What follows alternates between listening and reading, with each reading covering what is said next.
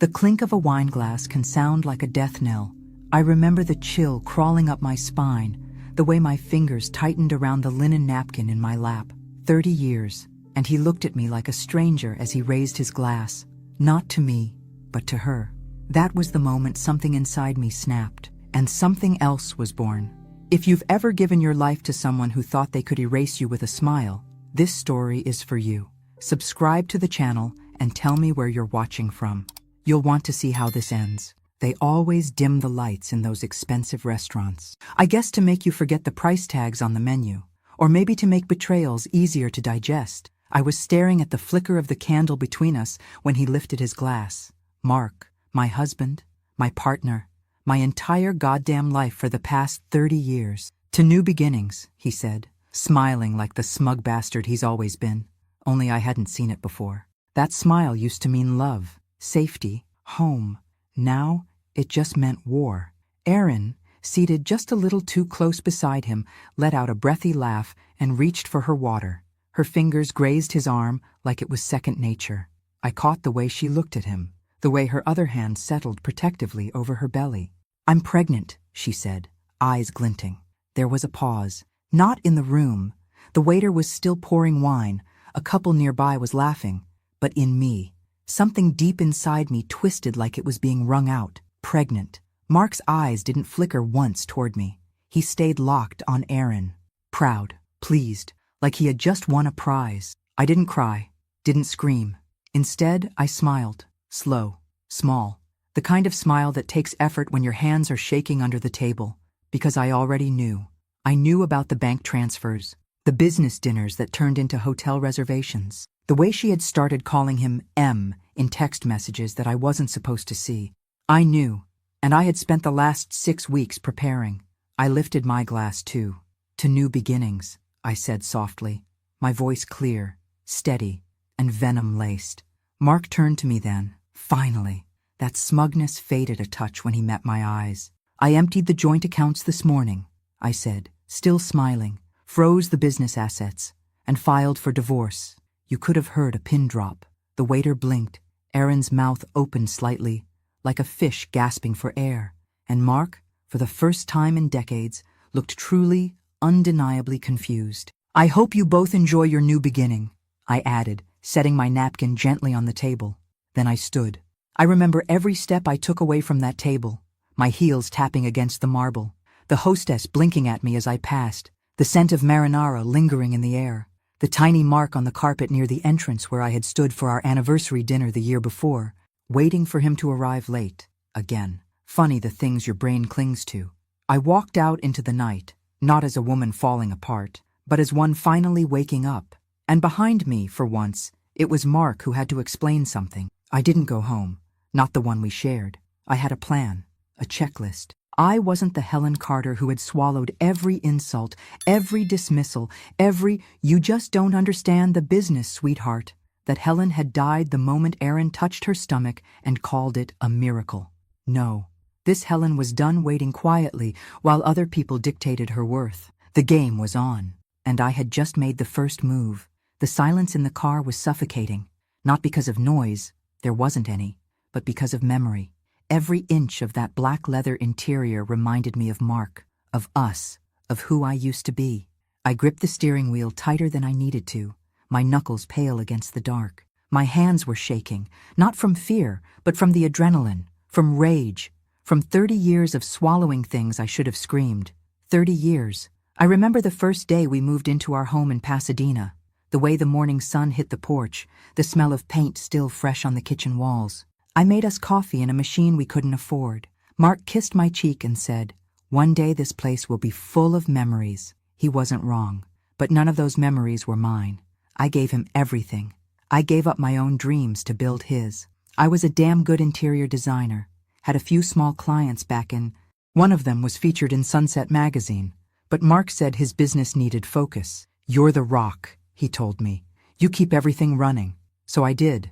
I managed the books before we could afford an accountant. I hosted the clients, smiled through endless dinners where I was introduced as Mark's wife and little else. And I believed that was love. I believed it because I had to. Because if it wasn't, then what the hell was all of this? The week after our 10th anniversary, I miscarried. I never told anyone, not even him. He was away on business, and I figured, why burden him with something already gone? I carried that alone, like so much else. Just like I carried the weight of a house, a marriage, a life that he barely showed up for. I pulled into the motel just outside Glendale. Not glamorous, but clean, efficient, anonymous. I had paid in cash that morning. The clerk didn't even look up when I asked for the key. Good. Inside the room, I sat on the edge of the bed and finally let the tremors pass through me. My legs felt like jelly. My mouth was dry. My heart, it was hammering like I'd just escaped a burning building, because I had.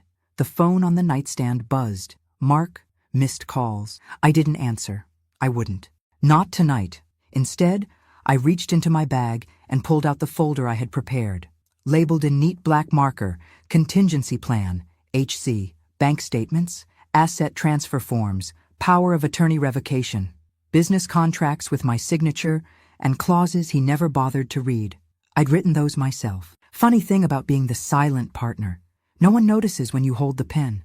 I opened the laptop and checked the wire transfer one more time. Clean. Timed perfectly. The business accounts were frozen under the emergency fraud clause I initiated with the bank that morning. Mark would wake up tomorrow to an empire in stasis. Untouchable. Useless to him without me. I stared at the screen, but I wasn't really seeing it. My brain drifted to that moment in the restaurant. Erin's smug little smirk. The way she rubbed her belly like it was some kind of trophy. My stomach churned. She was barely older than our goddaughter. Hell, she was supposed to be our goddaughter. And that's when the memory hit me like a freight train. It was Erin's 6th birthday. She had been so shy, hiding behind her mother's skirt. Mark had crouched down, handed her a pink bear and said, "She looks just like you did, Helen, at that age." I remember laughing, thinking it was sweet. Now that sentence tasted like bile in the back of my throat. My head began to throb. I closed the laptop, leaned back, and stared at the ceiling. One of those ugly motel ceilings with bumps like dried toothpaste. But at least it was mine. This room, this moment, this choice, I was alone. But for the first time in decades, that didn't feel like a punishment. It felt like power. The next move would take courage. I needed to look deeper into the finances, into Erin, into that contract I found with her name on it from 15 years ago. There was more under the surface. I could feel it. And I wasn't going to stop until I uncovered every filthy secret Mark Carter had buried. He thought I'd leave quietly. He had no idea who I had become. I was never the type to snoop. That's what I told myself every time I ignored the gut feeling. Every time I pushed away the discomfort gnawing at the edges of my sanity. But now I moved like a woman with nothing to lose. Because I didn't. It was a.m. when I unlocked the storage unit Mark never thought I'd remember. One of those anonymous cubes on the outskirts of town. Bare, fluorescent lit, silent except for the occasional rattle of distant pipes. The code hadn't changed. Of course it hadn't. He never expected I'd be the one using it. The key turned with a dry, metallic click. Inside, boxes, file drawers, a spare office chair with one leg taped. Mark always said it was his overflow. He treated it like a graveyard for old invoices and manuals, but I knew better now. I pulled on gloves. I'd watched enough crime dramas in the background while folding laundry to know, always wear gloves. Not for crime, for cleanliness, for detachment, for control. The first few boxes were useless. Tax folders from client intake forms, old brochures. But the fourth box down. Something was different. Newer folders, labeled in Erin's handwriting. She had bubbly round letters, little hearts over her E's. Of course she did. I flipped open one marked Consulting. Inside, copies of wire transfers, not from the business, from a personal account I didn't recognize, payments made out to her. Thousands, monthly, regular, and each one signed by Mark. I took a photo with my phone, then another, and another. I kept digging, and that's when I saw it, buried in a manila envelope with no label. A contract, dated August. A consulting agreement for Erin Wallace, claimed she'd be advising on branding and investor relations. There was a clause, a very specific clause. In the event of dissolution of the firm or the incapacitation of a founding partner, Ms. Wallace will be entitled to a % equity stake, guaranteed. My blood turned to ice. 30%? That clause wasn't in any version I had drafted. Not one. I would have remembered. I did remember. I handled every legal update until anything after that, sure. But this was, I stared at the signature block. Helen Carter, co-founder, Mark Carter, CEO, Aaron Wallace, consultant. Except my name had been forged. Sloppily. The loop in the H was wrong. The angle on the C too sharp. I stepped back. My hands were sweating inside the gloves now. My breath came in short, sharp bursts. A roaring in my ears drowned out everything else. 15 years ago. 15 years ago, Mark gave that girl, barely out of college, a path into our company, into our lives, not just as a side fling. He was building a future with her. Back when I was still trying to get pregnant, I dropped onto the cold floor. My knees hit hard, the ache shooting up to my spine. But I didn't care, because that's when the last piece slid into place. He had never chosen me. Not once. He tolerated me, used me, kept me because I was useful, because I played the part and never looked too closely. And now that I was older, less appealing by his standards, easier to discard, he thought I'd go away like an old piece of furniture. But I wasn't furniture. I was fire. I stood, gathered the documents I needed, and walked out. The city was still asleep as I drove back toward the motel. I felt the weight of the folder in my lap like it was a weapon. And in a way, it was. The kind that wounds quietly, strategically, with no fingerprints. My phone buzzed again. Voicemail, new message. I didn't open it. Not yet. There was more to find, more strings to unravel. But now, for the first time, I had a thread that led straight to the core of the rot. Mark's world was built on lies, and I was going to be the woman who tore it all down. The first time I saw Aaron Wallace, she had chocolate on her face and a ribbon in her hair. She was 6, maybe 7, shy. Her mother, Karen, was one of those effortlessly charming women, always laughing too loudly, always touching your arm when she spoke. Mark said they were old college friends. She'd moved to Pasadena after a bad breakup and needed help settling in. Of course, we helped. That's what good people do, right? And Erin was sweet, quiet. She used to sit on our couch, flipping through my design magazines, asking if she could have a house like that someday. I made her cocoa. I took her school shopping when Karen got the flu. She called me Aunt Helen, even though we weren't related. I loved that child who looked so much like me when I was her age. Too much, now that I think about it. The soft brown curls, the gap in her front teeth, the way her nose crinkled when she laughed. I should have seen it. God, I should have seen it. But I didn't. Not until I was sitting in my car outside the county clerk's office, staring at a copy of Erin's birth certificate I had pulled after 3 hours of bureaucracy and polite lies. Mother, Karen Wallace. Father, Mark Edward Carter. I didn't cry. I couldn't. I just sat there, my nails digging into the steering wheel, breathing in through my nose like I'd been trained to do in Lamaze class all those years ago. A class I'd taken alone. Mark was busy that day, busy making another family.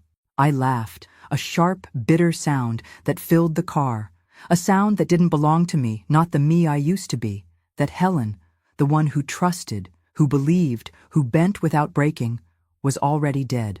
This was a funeral now, and I wasn't mourning my marriage anymore. I was mourning me. My entire adult life had been wrapped around a lie with dimples and a giggle and big brown eyes. I raised my husband's daughter, not out of forgiveness or redemption, out of ignorance, out of faith. Mark let me hold that girl in my arms, let me buy her birthday gifts, let me believe we were doing something good, when all along he was laughing behind my back. And Erin? She knew. I saw it now. The looks, the small condescending tone she used with me in meetings once she joined the business, the way she called me Helen like it was a placeholder instead of a name. She had played along, waited in the wings. She had watched me give up my life piece by piece, and never said a word. And now she was pregnant, with the second child Mark never gave me. I drove to my sister's house that night. Linda didn't ask questions. She opened the door, handed me a glass of wine, and let me collapse on her couch. She knew something was coming. She always did. I need to show you something, I told her. I laid out the documents on her dining table, the forged contract, the bank transfers, the birth certificate. She stared, quiet, her jaw tight. This is criminal, she finally whispered. I shook my head. It's Mark. That's worse. No one ever believes you when it's someone like him. We sat in silence. The clock ticked. Her dog snored. Then Linda looked me in the eye. So what are you going to do? That was the question, wasn't it? Not if I do something. But what? I was done surviving. Now I would start strategizing. I leaned back in the chair and smiled for the first time in days. A cold, measured smile. I'm going to take everything he built and make him watch me do it. Because love didn't destroy me. He did. And now, I would be the one writing the ending. You don't really know yourself until you decide to burn everything down. The morning I filed the paperwork, the sky over Pasadena was an impossible blue. One of those crisp, cloudless California days that feels like it's daring you to stay angry. I walked into the courthouse at 8 a.m., heels clicking on tile, folder in hand, not a single strand of hair out of place. People looked at me like I was someone's assistant, a retiree, maybe a judge's wife. No one saw the grenade I was carrying. Divorce petition. Helen Carter, Veers Mark Edward Carter, emergency asset freeze application, signed and notarized corporate injunction, per clause, 14C of the founding agreement. His signature right there, back in, smug as ever. I had the power. I just needed to wield it. The clerk didn't blink. She stamped the documents, took my ID, handed me a receipt, and just like that, my 30-year marriage was officially unraveling, one legal stamp at a time. I walked out of that courthouse into the sun, heart hammering against my ribs, not from fear, from freedom. Back at the motel, I made 2 calls. First, to the bank. I confirmed the freeze on our joint accounts, business accounts, and the executive card I knew Erin had been using for her company dinners. Second, to Mark's lawyer. I didn't ask to speak to him. I left a message. This is Helen Carter. As of a.m. this morning, I've filed for divorce and enacted Clause 14C. Please advise your client to retain separate counsel. Oh, and tell him to check his wallet. He'll find it's lighter. Click. Then I waited. Didn't take long. At 1, my phone rang. Blocked number. I picked up and said nothing. Helen? His voice. God, that voice. I used to fall asleep to it, warm in our bed. Now it sounded like static. Where the hell are you? He snapped. I smiled. Someplace where I don't have to look at you. You froze the accounts. What are you thinking? Are you having some kind of breakdown? No, Mark. I'm finally having a breakthrough. Silence. I imagined him pacing, running a hand through his thinning hair, looking around that big house we built together, the house I designed, painted, filled with laughter, pain, silence. I have a child on the way, he hissed, like it was a threat. I almost laughed. Then I suggest you figure out how to support her, because the money's not coming from me. You can't do this. You don't know what you're doing. That did it. I dropped my voice low. I know exactly what I'm doing. I'm taking back my life. Every dollar, every piece of dignity, every hour I spent shrinking so you could shine. Jesus, Helen, stop. No, you don't get to talk now. You had 30 years. I was loyal. I was quiet. I gave up everything. You gave me lies. You made me raise your child while you laughed behind my back. And now? Now you're going to learn what happens when the woman you underestimated decides she's done. I hung up, and I didn't cry. I packed my things from the motel, moved into a short-term rental in Glendale, something with clean lines, sunlight, and no memories. I bought new sheets, new towels, a coffee machine with just 1 cup, mine. Then I sat on the floor with a glass of wine and watched the sky turn from gold to dark, like someone had pulled a curtain over the world. And I breathed, not shallow, not anxious, free. For the first time in 3 decades, I didn't have to ask anyone if they wanted dinner, or worry if I'd used the wrong tone at some business function, or tiptoe around a man whose ego filled every room. That night, I slept like a woman who had just burned her prison to the ground. And when I woke up, I was already thinking about my next move. The first headline hit 2 days later. Pasadena power couple. In shock divorce, financial freeze raises eyebrows. I was brushing my teeth when I saw it. The toothpaste foamed in my mouth, bitter and minty, as I stared at my face on the screen. Grainy, cropped from some charity gala years ago. Standing beside Mark, smiling, holding a glass of champagne. I spit. The article was polite at first, measured, speculative. But the words, unconfirmed allegations of financial misconduct, practically leapt off the screen. That was all it took. The floodgates opened. By noon, 5 more outlets had picked it up. By evening, a local podcast ran an emergency episode with a clickbait title, The Fall of Mark Carter, Divorce, Deceit, and a Mysterious Frozen Fortune. They had no idea. Not yet. But they would. I watched it all unfold from my rental, wrapped in a navy robe, sipping bitter coffee from a chipped mug that felt more honest than any of the expensive crystal I used to wash by hand. The comments were brutal, speculative, hateful. Most of them aimed at me. She finally snapped. She's jealous. Bet she's bitter because the new girl's younger. I closed the laptop. It wasn't worth it. I'd lived under the weight of people's opinions long enough. Now they could think what they wanted, while I handled the facts. I wasn't bitter. I was brilliant. And the best part? They hadn't even seen the worst of it yet. That came later, when someone, I don't know who and I don't care, leaked the internal memos, emails, bank records. It was all there. Mark's double billing, the silent payments, the expenses marked consulting that led straight to Aaron's personal Venmo, the suite in Manhattan paid for with business funds, the 2 first-class flights under fake client names, one of them hers. The documents were anonymously submitted to a journalist I had quietly reached out to 2 weeks earlier. Her name was Danielle Griggs, local, smart, no nonsense. I handed her truth in a tidy envelope. She turned it into fire. The headline that changed everything dropped on a Thursday morning. Inside the Empire, Mark Carter's web of lies and the woman who brought him down. This time, the photo was just me, standing alone outside the courthouse, sunglasses on, chin up, and the public, they flipped. Suddenly I wasn't the crazy wife. I was the hero, the woman who saw through the lies, the woman who fought back, the woman who did what no one else dared. Ex-employees started coming forward. Quiet messages turned into loud statements. He made me sign NDAs. He took credit for everything Helen designed. She ran that company, not him. I didn't respond to any of them. Not publicly. Not yet. But the tide had turned. Mark tried to fight it. Of course he did. He went on camera with some tired press release and a lawyer who looked like he'd rather be anywhere else. She's unstable, Mark said. She's retaliating. That night, I got a message from an old friend I hadn't heard from in years. Unstable? You mean unshakable? I'm so proud of you. And then another. Finally, someone shut that arrogant bastard down. Erin vanished from social media within hours. Her LinkedIn quietly updated to seeking new opportunities. Her friends deleted old posts. Her influencer account, gone. I almost felt bad. Almost. But then I remembered her at the dinner table, hand on her belly, eyes glittering, smirk curling the corner of her mouth. She knew. And she wanted me to sit there, to accept it, to vanish quietly while they built their new beginning. No, not this time. They didn't get to write the ending. I did, and I was just getting started. Silence can be the loudest sound in the world. I hadn't spoken to Mark since the call after the asset freeze. He didn't try again. No apology, no explanation, just silence. But the world was anything but quiet. 3 weeks after Danielle's expose, the real flood began. A woman named Lisa Hartman emailed me. Subject line, I used to work for him too.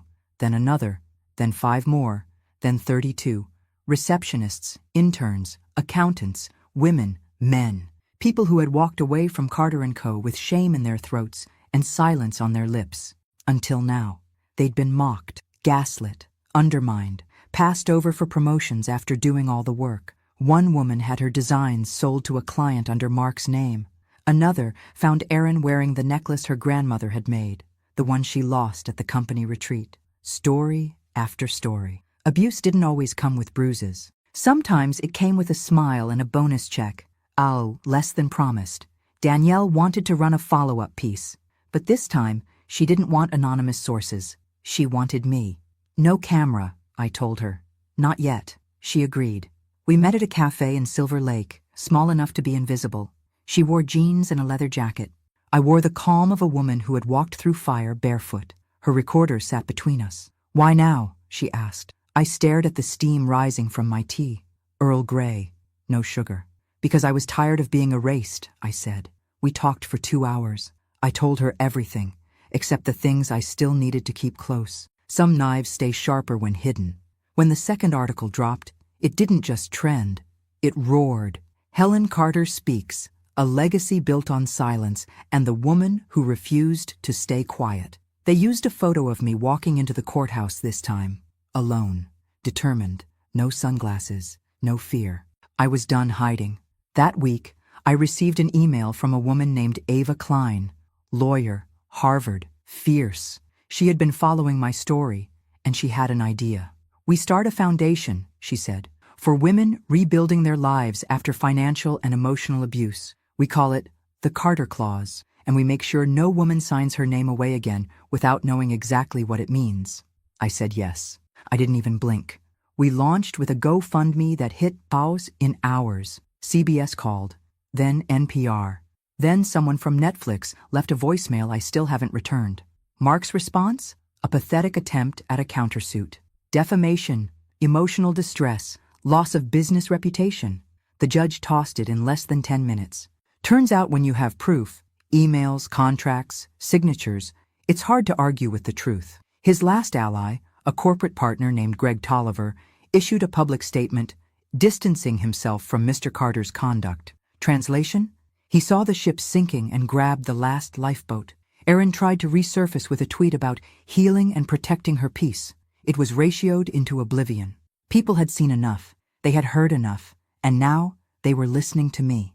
Not the wife, not the accessory, not the shadow in the room. Me, Helen Carter, the woman no one saw coming, and the woman who would never be invisible again. She died believing I would be taken care of. Eleanor Carter, Mark's mother, wasn't perfect, but she treated me with something resembling affection, the old-school, apron-wearing kind. She sent me handwritten birthday cards every year, even when Mark forgot. She taught me how to make her lemon bars from scratch, called me her girl, and hugged me tighter than my own mother ever had. She also died 2 months before the divorce. Mark said she left everything to him, to keep things simple. I didn't question it then. I was still clinging to scraps of trust, still hoping I was wrong. I wasn't. The call came from her attorney, Mr. Arlo Finch, a man who looked like he'd been cut from granite and never heard of smiling. "I'm sorry, Mrs. Carter," he said, then paused. "I suppose it's Ms. now." "Just Helen," I told him. He hesitated. "There's something you should see. I'm sending over the original will and the amended version Mark brought in 6 weeks before Eleanor's passing." I sat in my new apartment, hands clenched around a mug of chamomile tea that had long gone cold. As I read both documents side by side, the original left % of her estate to me, a vacation cottage in Mendocino, her jewelry, her Buick Riviera that she never let Mark touch. The amendment left everything to Mark, every last cent. Signed by Eleanor in shaky cursive that didn't match any of her previous signatures. Mark had power of attorney, medical, financial. I'd been in the hospital room the day before she passed. She was lucid. She told me she was proud of me. She said, "You were always the steady one, Helen. He never deserved you." She hugged me. And 6 weeks before that moment, he erased me. I dropped the papers. I couldn't breathe. How do you mourn someone twice? First when they die, then when you realize they were used against you. I called Arlo. "This signature," I said.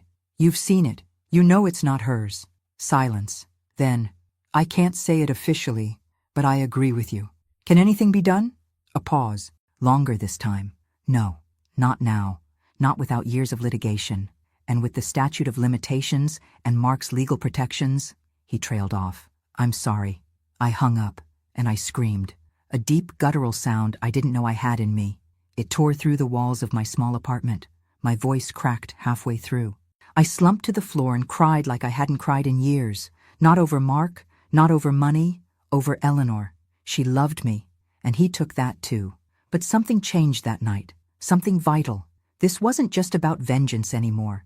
It was about justice, about truth, about every woman who's been erased, silenced, overwritten by a man with a bigger voice and a better tailor. I stood up. My face was swollen. My heart ached, but I was clear. Mark had stolen everything, but I still had my voice. And now, I was going to use it to make sure no one else ever lost theirs again. Justice doesn't come in a blaze of glory. It comes in paperwork, in deadlines, in the cold, precise language of people who have seen too many lies to flinch anymore. It was a Tuesday when I walked into the office of Cheryl Kim, a forensic accountant with a reputation for unraveling financial knots like they were shoelaces. Her desk was spotless, her blouse crisp. She didn't ask if I wanted water. She asked for evidence. I handed over 2 flash drives and a folder labeled Personal Hell Volume. Mark Carter, I said. Let's see what he's really worth. She started working before I even finished the sentence. For weeks, we dug, quietly, carefully. We found shell companies, misreported earnings, undisclosed payments masked as charitable donations, private expenses charged to corporate accounts, luxury hotel stays, jewelry, a double-A, massage chair for Aaron's condo in Manhattan. He thought I wouldn't notice. He forgot I used to balance those books. Cheryl's final report was a bomb in a manila envelope. I sent it to the IRS with no fanfare. No note. No need.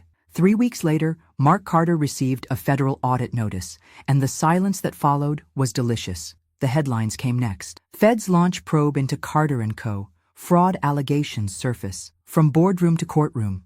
Mark Carter, under investigation. He tried to call me. Of course he did. Blocked. Then came the text. 1 sentence. We could have handled this privately. I read it twice, then deleted it. Privately?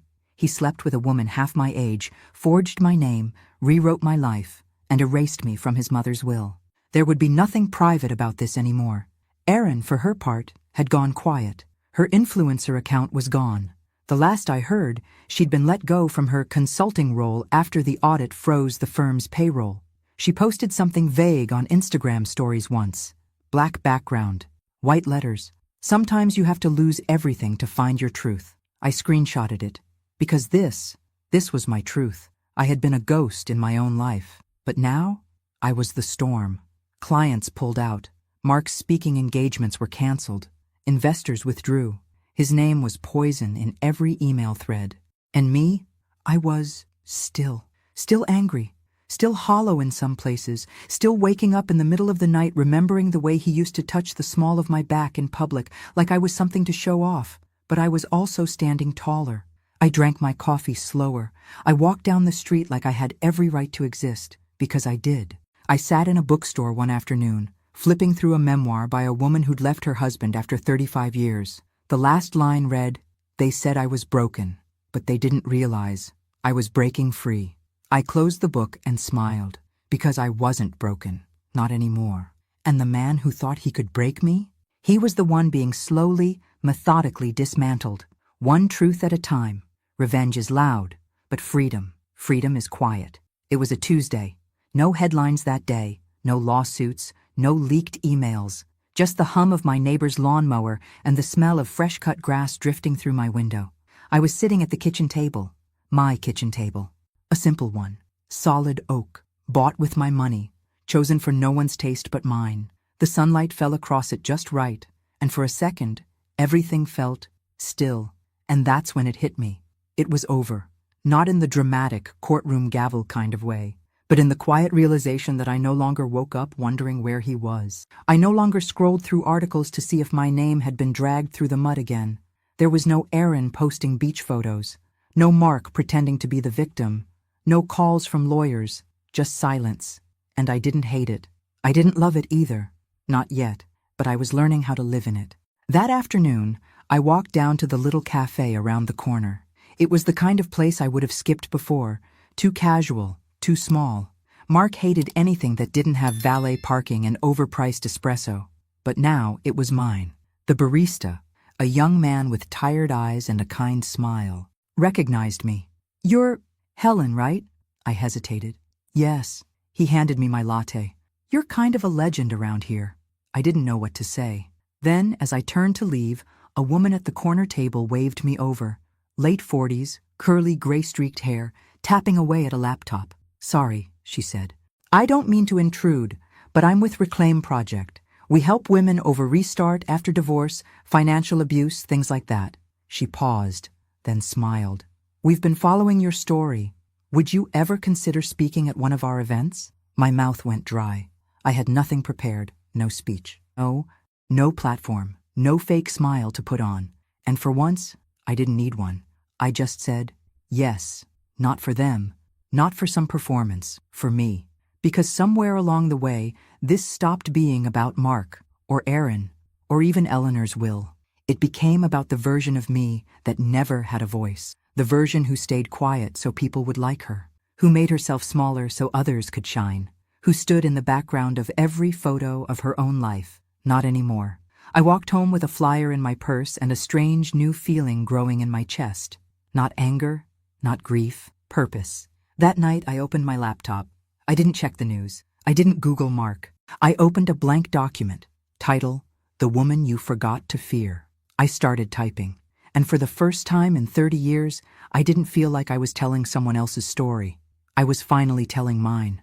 The first time I held my book in my hands, I cried. Not a dramatic, movie scene kind of cry. No soundtrack, no arms around me. Just tears, quiet and warm, slipping down my cheeks in the middle of my living room, under a dusty beam of afternoon light. The title gleamed in black serif font, The Woman No One Saw, by Helen Carter. 267 pages of pain, clarity, and cold truth. It wasn't just a memoir. It was a warning, a mirror, a flare in the dark for any woman who had ever been told to calm down, to let it go, to be grateful. I had written it over 6 brutal months, late nights, early mornings. Every chapter dragged pieces of me into the light, some that I didn't even know I'd buried. I bled into those pages, and I refused to clean it up. The day it hit Amazon, it sold out in 3 hours. Then the emails came. From strangers, from survivors, from daughters who watched their mothers go silent, from women who had become their mothers, from men, even, quiet, ashamed, repentant. Your book saved my sister. I left him. I took my kids, and I left. You made me believe in myself again. Mark sent a cease and desist within hours. His lawyer claimed it was character defamation, said I misrepresented events, weaponized emotional narrative, and caused irreparable damage to his reputation. My response? I posted the cease and desist letter on my website, with a single-line caption, "Here's what silence looks like when it's scared." The public turned feral. The backlash was swift. The hashtag #WeSeeHelen trended for 3 days. I didn't ask for it. I didn't organize it, but it found me. And Erin? She tried one last grasp at sympathy. A blog post, long, rambling, about grief and being misled and finding herself in an impossible situation. It was deleted within the hour. I didn't respond. I didn't need to. Mark dropped the lawsuit, quietly, without comment. His law firm removed his name from the masthead. His former clients? Gone. He still had money. But no one wanted to sit next to him anymore. At one event, a woman approached me with a hardcover copy of the book and eyes that had clearly seen too much. She held it out to be signed, then said, "You didn't just survive him, you outlived his shadow." And that's when I knew. This wasn't revenge. This was resurrection.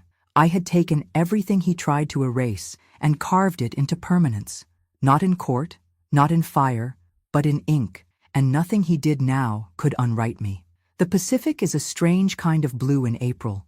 Deeper, moodier, the kind of blue that feels like it could swallow you whole if you let it. I stood on the shore of Santa Monica, my toes dug into the cool sand, the wind tugging gently at my scarf. The exact same date, April 10th. 31 years ago, Mark and I toasted our first anniversary at a little seafood place up the road. He'd bought me a necklace I later learned he'd charged to a company card. I wore it anyway. Today I wore nothing but myself. No jewelry, no makeup, no performance. Just me. My phone buzzed in my coat pocket. I didn't check it. Not yet. I wasn't ready to come back from this moment. The waves whispered, each one carrying away a version of me I no longer needed. The woman who apologized for speaking up. The woman who measured her worth in someone else's comfort. The woman who mistook survival for peace. Gone. In her place, someone quiet, clear, steel-backed. I had spent so long bracing for impact, waiting for the next lie, the next betrayal, the next wave to drag me under. But now, the storm had passed. Mark? Last I heard, he was consulting, a fancy word for unemployed with excuses. Erin had moved to Denver. Word was she took the baby with her. No more designer purses, no more brand deals, just a woman holding the wreckage of a castle built on someone else's foundation. I didn't hate her anymore. I didn't need to, because hate keeps you tethered, and I was finally untethered. I reached into my coat and pulled out my phone. One new voicemail. Hi Helen, this is Andrea from Beacon Publishing. We're excited about the sales numbers for The Woman No One Saw.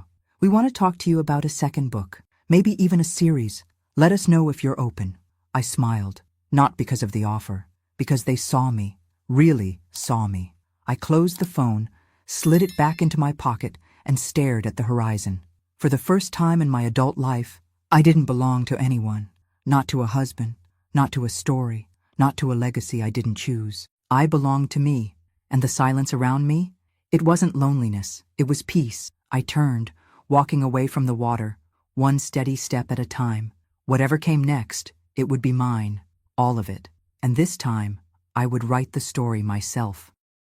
Thanks for listening. Don't forget to subscribe and feel free to share your story in the comments. Your voice matters.